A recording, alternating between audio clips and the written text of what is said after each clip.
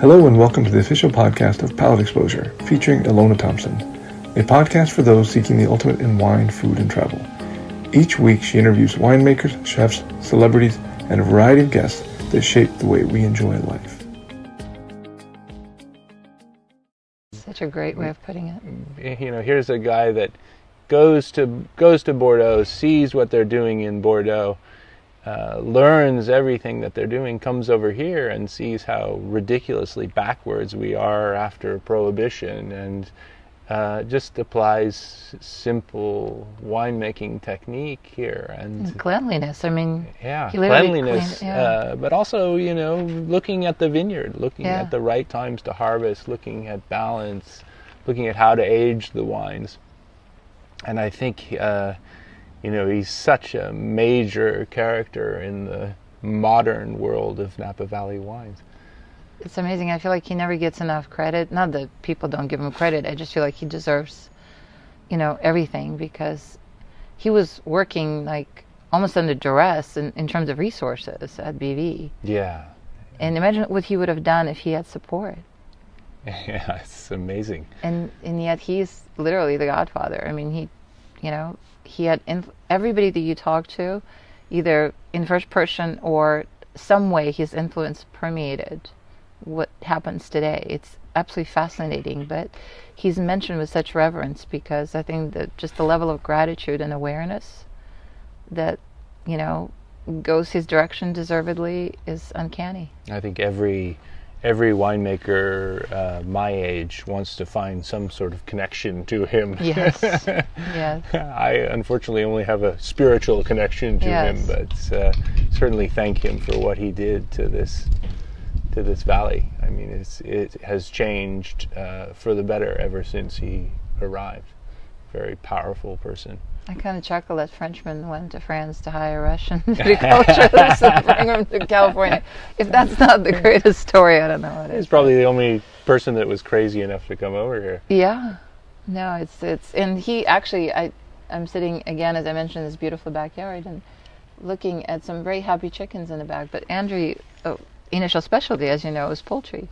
And that business tanked, which is how he even came to be in the wine world, which just blows my mind. Anyway, you were in Bordeaux not once but twice, running a major chateau. How did the second time come around? Is that Michel's fault as well, or no? That's my fault. Okay. I fell madly in love with the sister of Christine Valette, and realized that it was time to leave. Oh my God, torrid love affair! I love that. So I decided to move on, and at the time, I was starting to get known in the town, in the Cité Médiévale, as they call it, and a crazy German guy was just getting his parents' chateau back in order.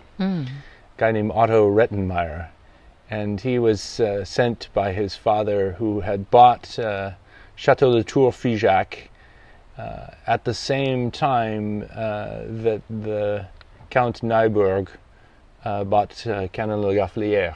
And the Rettenmeiers and the Neuburgs were very close friends from back in Germany. And the Count Neuburg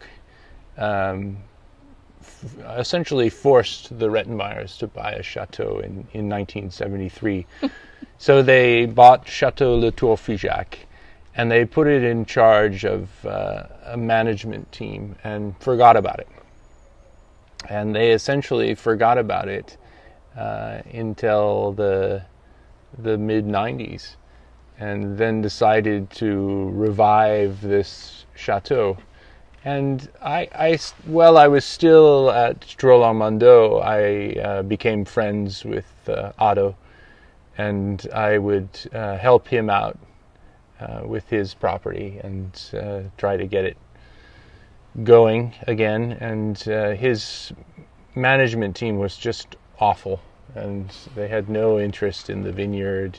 You know, it's a wonderful vineyard that's right next door to Chateau Figeac, right across the street from Cheval Blanc. It's on that gravel plain that's such an important part of Saint-Emilion. Most importantly, for its Cabernet Franc contribution to Saint-Emilion. And eventually, I decided to come over and start working as the general manager of that property. And I couldn't help myself, and loved running the vineyard and loved making the wine. So I was a very busy manager, and just enjoyed that property. Especially, there were 60-year-old Cabernet Franc vines planted on the property that were just fabulous and produced wonderful wines. We immediately converted the property to biodynamics. That was an interest of mine at the time. I've since become a defrocked biodynamicist, but we started the conversion process and never looked back, and started creating wines that were more serious at that property. And biodynamics at the time certainly wasn't trendy, and it certainly wasn't something that, was in vogue in any sense. It's just something that you felt strongly about. Is that why you started implementing those practices? Well, I mean, mainly it was, I had a neighbor at Trollmondo, Chateau Pavie-Mequin. And Pavie-Mequin was being run by a very unusual winemaker who's very well known now, Stéphane de Ranincourt. And Stéphane had embraced biodynamics very early on and had converted the property to biodynamics. And in 1993, as the harvest started happening, we were sort of forced into harvesting that year, as in all years kind of in Bordeaux, by very intense rains coming into the region. And I mean, these rains were so intense that you could just smell the sea air. Wow. And just, rain coming down in buckets, and the clay soils were just saturated with water. The gypsies doing the harvest that year were almost knee deep in this clay soils. And we harvested Cabernet Sauvignon at 9% potential alcohol in that vintage. Oh my Added Lord. a lot of sugar and hoped for the best. But I was sort of keeping a close eye on what was going on at Pavie-Mequin, because I was interested in this idea of biodynamics. And in that vintage, they lost 85% of their crop to mildew. And that made us all chuckle, thinking, what is this biodynamics? Very stupid concept. Yeah. And we laughed very heartily until the En Primeur tastings. And we tried the wine from Pavie-Mequin, and it was sensational. The little 15% that they got out of the vineyard was really something else. And I thought, wow, what's going on here? And started looking at it more in depth, and started looking at what the chemicals that we were using in the vineyards were doing to the vineyards, and thought, well, let's look at this more in depth, and let's see what we can do here. And I mean, although today I still use a lot of techniques that I learned working with biodynamics, I've abandoned the concept of strict biodynamics, but I will never abandon the concept of organic viticulture. I mean, it's so important to what I see as showing the terroir of a property. I find it so refreshing and insightful, actually, that you came to it not from the philosophy, but from the taste perspective. You tasted the wine, and that's what sold you. Yeah, I mean, if I came to it from the philosophy perspective, I would have gone insane. I mean, I find the philosophical aspect of it completely ridiculous. Yeah. And I think especially, from a California perspective, you're looking at a concept that's designed for the middle of Europe. Yeah. And everything is designed to get things ripe, to bring heat, to bring ripeness, to bring sunshine to crops that rarely see ripeness. Yeah. And for a kid from California, that's not at all what we're looking for here. No, and I find it utterly fascinating that you worked, within sort of the first almost, I want to say, formative years of winemaking under such difficult conditions in Bordeaux. I mean, those weather events that you described, you had to have presented such a huge challenge to someone that was responsible for this huge property. I think, to me, I was so frightened. I had never seen anything like this. In California, we would just wait till the grapes ripened, and then we would pick them. Yeah. And if you didn't grow grapes organically, it was, why bother growing grapes in California? It's so easy to grow grapes organically. Mm-hmm. But to see this weather and to be forced to pick and to try to get ahead of the rot, and it's extraordinary. It's trial by fire for sure. Yeah, definitely. Well, in this case by water, but I mean, I learned a lot that made it for a vintage like 2011 in California. It was very important knowledge. I think you still look at the wines of 2011. And anyone that has any sort of European experience made good wines in 2011. Absolutely. You look at the wines that Jean Hofflinger made, the wines that Philippe Melka made. They're wonderful wines. Indeed. And I think that that experience is very important. So on the practical side, listeners need to take note that 2011, that was unfortunately panned, wholesaled by the press, was entirely erroneous in a sense that it's a baby with a bathwater type of situation. I feel like some of the most profound wines were made in that vintage because it was so challenging. And if you're really a fan of age-worthy wines, something that you need a little patience for, great structure, great integrity, top winemakers such as yourself, they shined so much. So to me, it's a revelatory vintage. Yeah, it really is. I mean, certainly age-worthy. Those wines are really age-worthy. Wonderful. Yeah.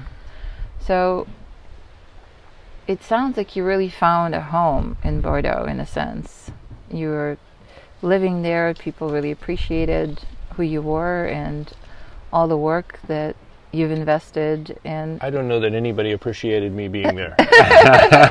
Well, I'd like to think that. I mean, I was an American in a uniquely French world. Yeah. And people were angry about it. Really? People didn't like it. I got a lot of McDonald's comments. I was harassed a lot by people. Oh, geez, I'm so sorry to hear that. Yeah, it was, I blame the English, the 300 years of English rule in Bordeaux made a very closed society. I got this impression from talking about, you making friends and being hired by another, formidable property, that people really understood, your talent, but clearly only few did. But the rest of this, people that didn't understand really not just who you are, but you were very important at that time to those two properties.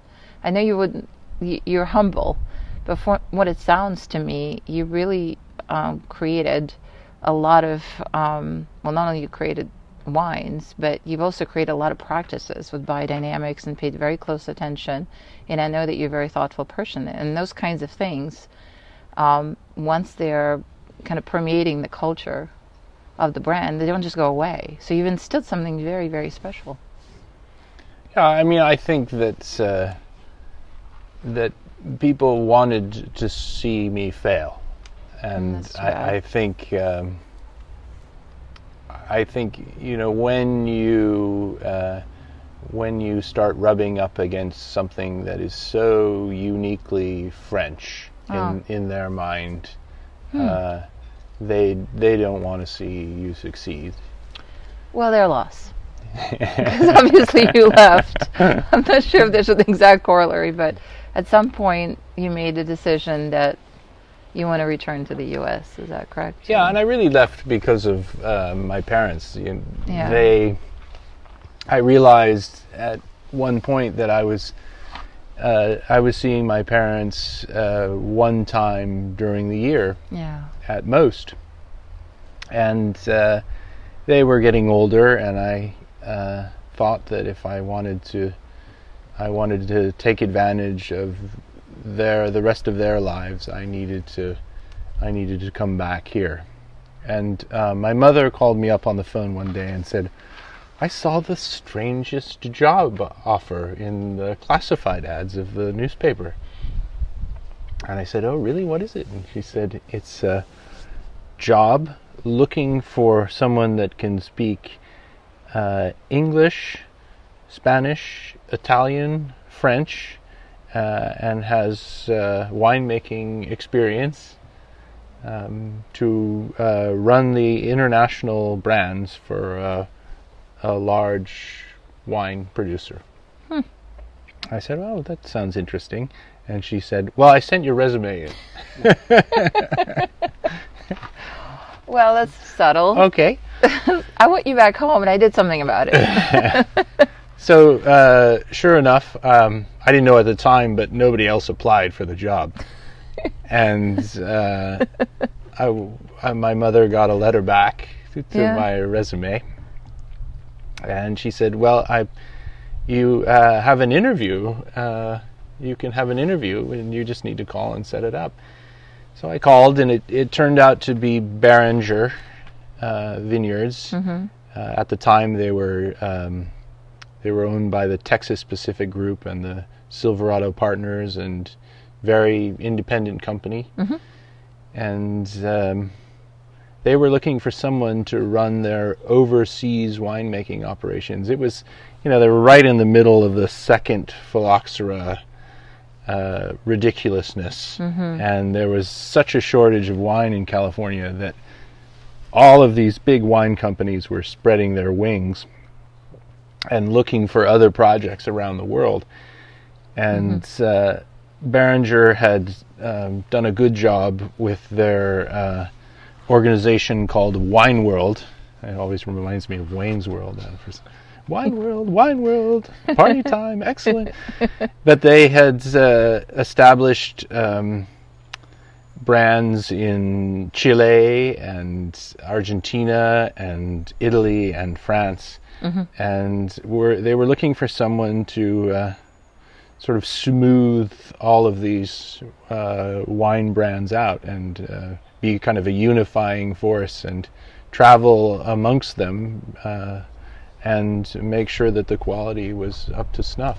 And you actually spoke all those languages, or I spoke Spanish and French. I spoke English fairly well. And I was lacking in Italian. But you can just gesture your way through in the Italian conversation. I mean, since I was the only person that applied, they were obliged to hire me, I think.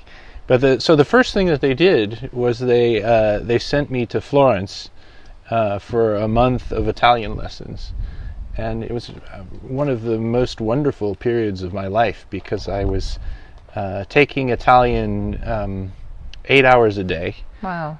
Where you do 4 hours in the morning with a professor, and you would do a 2-hour lunch with a professor, 1 bottle of wine.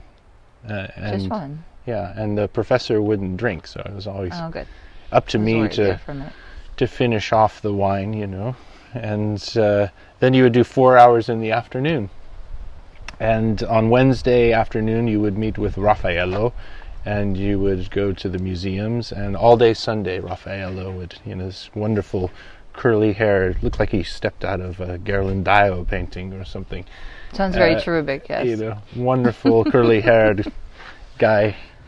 would talk to you in Italian about take you through all the museums and just talk about everything in Italian. So I picked up Italian quite quickly, and that was kind of the biggest part of my portfolio, was the Italian part, because I had a Castello di Gabbiano in Tuscany that I was working with. I had Travaglini in Gattinara in northern Piemonte. And then they had a ridiculous brand that was originally Merlot, Chardonnay, Cabernet Sauvignon, and most importantly Pinot Grigio, from the area, the Friuli area, and made in Collio. That's such an undersung region. Io non lo so che tu parli italiano, parlo un pochissimo. This is not a test, I believe you, but I'm just so impressed. Yeah, that was fun. I mean, my Italian is ever super rusty at this point, but I enjoyed that part of it the most, because it was discovering this new, wonderful culture that I had always been interested in, but to get to see it more in depth was fabulous. Did you buy your mom a really nice present? Yeah, absolutely. I love it how she's looking in the classifieds, as you described it, for a job that might include winemaking description. Again, there's no hints there or anything. The fact that it would even be there was amazing. But so my base in Europe, Beringer had a house that was in a place called Cap d'Agde, and I think they had bought this house sight unseen, and it was right on the Mediterranean. I arrived there in the middle of the night, and there were walls of glass looking out onto the beach, and all of these telescopes on the next to the windows, and I soon discovered that it was in Europe's largest nudist colony. I was feeling sorry for you when you were talking about Bordelais shining at their own peril, but now I don't anymore. And I should qualify that. Hopefully, it was an attractive nudist colony. No, I don't think. I think that's an oxymoron. Attractive nudist colony. People that generally go to nudist colonies shouldn't be seen naked. I know. Why is that? That's a whole other podcast.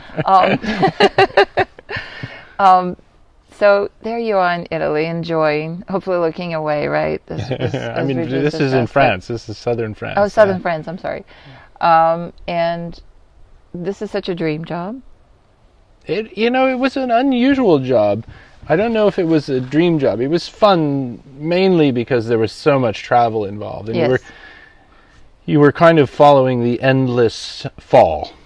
Yes, chasing harvest. Yeah, and the depressing part about it was you would always miss spring.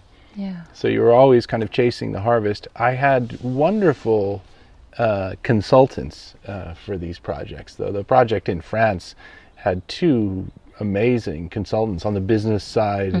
A guy named Louis Jacquemont, who was an incredible, old school negociant, wonderful businessman from Beaujolais, who knew everything about Beaujolais and everything about the business, and just did business in such an old school, touchy-feely way that it was amazing to watch. And then on the winemaking side, they had hired for Beringer a guy named Jean-Louis Mondreau. And Jean-Louis Mondreau had been the winemaker at Château Latour from 1970 to 1983. And his father had died, and he had to go back to Entre-deux-Mers and take over his family's chateau. Wow. And was making wonderful wines in Entre-deux-Mers. And I could call on him at any time, and just a fabulous guy. I'm going to go visit him in this summer. I'm very much looking forward to seeing him again. But he's as he calls himself, the godless father of my two children. So, your extraordinary fortune continues because you seem to attract people in positions that give you this extraordinary exposure to things. I know winemakers that would kill to have several harvests, and they they go to Australia just so they could have another one in addition to one here in California. And I realized constant travel has its own negative sides, but you, again, early on, were able to experience so much. It was so intense for you. Yeah, I think it was the, repetition and certainly working in Chile in very primitive conditions, and getting to do so many fermentations in a year, looking at so many vineyards in a year. Every year we were doing it twice. Yeah, of course. and in multiple places, and traveling between those places, and being able to taste all of those different wines. It really broadened my palate, and I actually learned a little bit of diplomacy. Yeah. It has to be an amazing value added, both on the winemaking side, but also on the human side. I mean, that's the kind of experience that I think prepares you for just about anything. Yes, that's true. I mean, you just fall in love with these places too. I don't think there's an unattractive wine region in the world. You're in a beautiful band of 30 to 50 north and south latitude, that it's just it's a wonderful part of the planet. No, it definitely is highly addictive. Yes. Once you experience it, you can't go back to like some concrete box and go, I'm okay. You're not. So that job, again, must have given you so much insight and such. I hear that it was a lot of responsibility as well, to be so many things to so many different entities. What happened? How did you part ways with Beringer? So Beringer in 2000 was purchased by Foster's, Australian for beer mate. Yes. And one of the higher ups in Foster's decided that he loved my Castello de Gabbiano, and so he went over there, and I lost Castello de Gabbiano. And so, feeling sorry for me, Ed Sobragia, who was a very great mentor and good friend, still a very good friend, felt sorry for me and said, we need to find Aaron something else. I really didn't need something else. But they had just the year before purchased St. Clement vineyards, and felt like they needed somebody to push that forward. And so, without losing all of my crazy overseas clients, I was pushed back to Napa Valley to run St. Clement, and that started a real love affair all over again with Napa Valley. And we worked with some wonderful vineyards. Yeah, of course. Wonderful vineyards on Howell Mountain, wonderful vineyards in Rutherford, fabulous experiences, and a very nice group of people. We had Jennifer Lamb working with us from Herb Lamb Vineyards, who's just a wonderful character. And it was a fun experience. I kept bringing all of these young French interns over, and for 3 years we made wines there. And then I got a call from Augustin Huneus at Quintessa, and he, this is Augustin Senior, and he called me and said, "You've got to come over here." And I said, "Okay, I'll come over and look and see what you've got." And I spent a day with Augustin in the vineyards, and he's so charismatic and charming and wonderful, and offered me the world. And you're looking out at the vineyards of Quintessa thinking, this is just heavenly, and it satisfies all of your Médoc visions of winemaking. The conclusion of this interview can be found in the next podcast, already available for your download. Thanks again for tuning in to the official podcast of Palate Exposure, featuring Ilona Thompson.